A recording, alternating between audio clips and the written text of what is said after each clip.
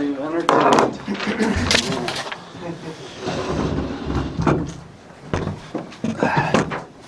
Jacob, go ahead. To come back from a 2-goal deficit and get a point, I think most nights would be happy with the point for sure, but does it maybe feel like a couple points drop with all those chances late? I think I'm going to choose to be glass half full today. I'm proud of my team's fight, the resiliency, again, to come back, this time come back from down 2.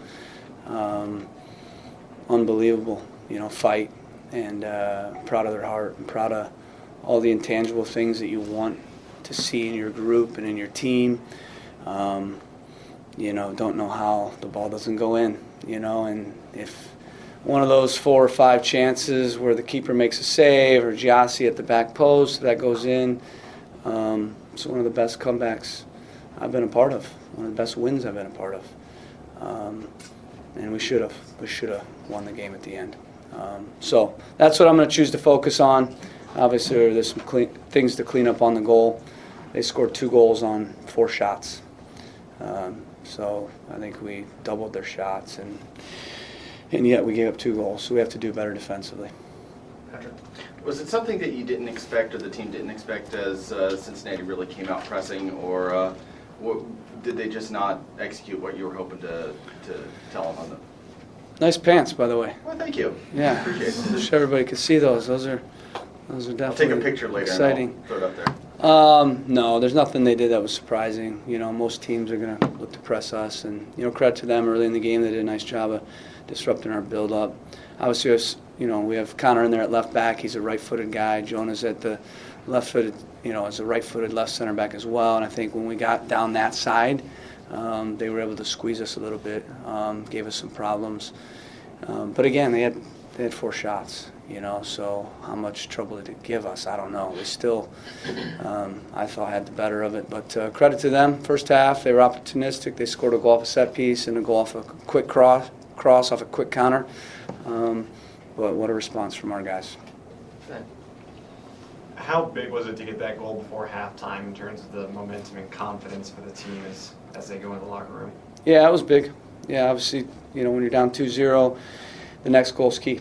If they score it, game's, usually done 9 out of 10 times. But if the opponent scores to make it 2-1, that's why they call in football the 2-0 is the most dangerous lead, because now the psychology flips on its head, and now they go from thinking the game's nearly done to now scrambling a bit. And I thought that goal was key, and I thought second half it was one-way traffic. It was all us, and stats show that as well. And we scored a great goal and had a bunch of chances.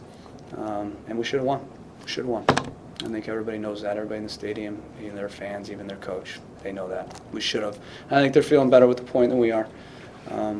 But I'm happy we came back from 2 goals down. I'm happy we're fighting. Obviously, I'm disappointed that we didn't get the 3 points. And disappointed in the 2 goals in the first half. Jacob. Just how did those 2 goals kind of happen there? It looks like Maddox was unmarked and the ball just kind of skipped through. What did you see? Yeah, so we went to a zone with a man-to-man on Waston, and the reason for that is the matchups weren't good. We would have had to have Harry marking DePlane, and we would have had to have Connor Maloney marking Maddox.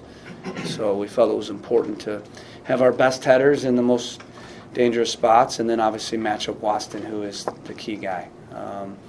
And Alex got dragged out a little bit of the spot he was supposed to be in. And ball went over his head, and Maddox was there to head it in. Clay over here. First of many, rivalry on? Yeah, I think it's a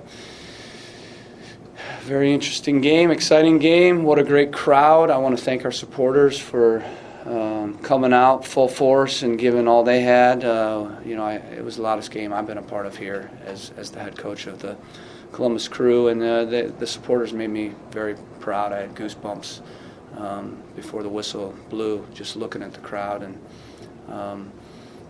they did their part today. Patrick. What did you see out of Eunice, David, and Romario coming off the bench and really kind of changing the game, or what were you looking for from them?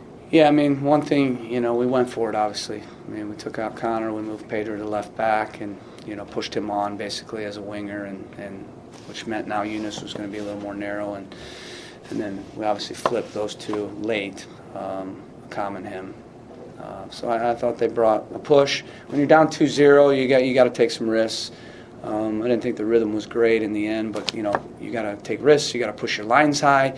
You got to do what you need to when you're down 2-0. And I thought we did what we needed to. I thought our adjustments were good. Halftime, obviously, we were the better team all second half. And rewatch those last 10 minutes, and I will tonight.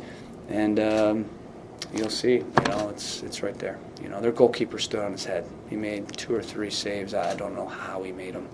And then obviously the one on the back post, what a great ball by Eunice, and that's a sitter on a platter. And I think with the guy's slide tackle in the last minute, it kind of threw Giassi off.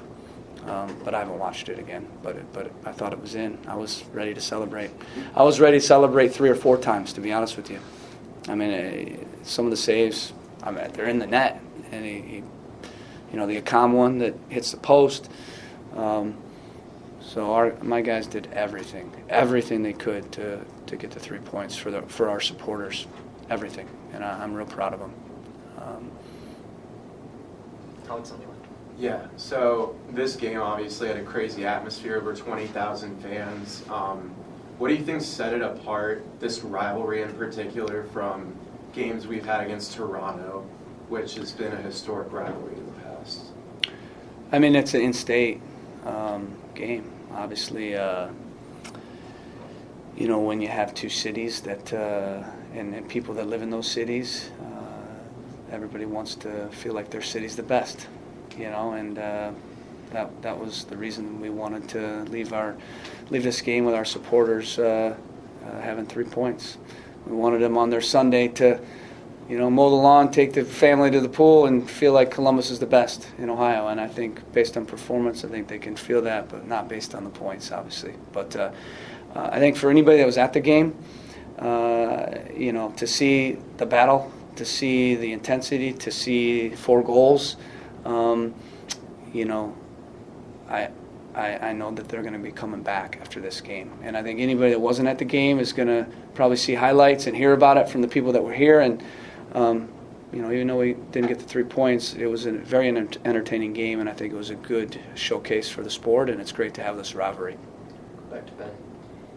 In the later stages of the second half there, when a Cobb's on a breakaway and 2 different Cincinnati guys try to bring him down and both get yellows. Have you ever seen a play like that? 2 guys a yellow on the same play, basically? Yeah, it's disappointing. It's a part of our sport I don't love, that they can just kill a game. That's a professional foul. Both of them. So he's in on a breakaway, and David Conley's running with the ball one-on-one. He's going to create something, and I think we have to do something about those type of situations, because if you can just foul a guy and stop basically a goal-scoring chance, he's not the last man, and so any foul when you're not the last man, even though in my view it was going to be a very good chance, it's a professional foul, and I don't love it, and I didn't like where the ball was set, because he set it on the first foul. Instead of 10 yards up on the second foul. And obviously I thought the last one was a handball as well. So, but it is what it is. Maybe it evened out. It was, I know it was a bit 50-50 on Giassi's PK as well. So, in the end I thought the referee called a good game. It wasn't an easy game to call. A lot of intensity in the match. And like I said, it was just a lot of entertainment.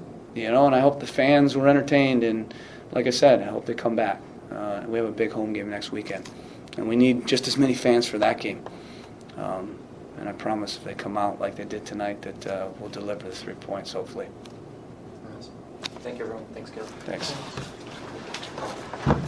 Is that one of those that's harder to hit over the bar than it is to...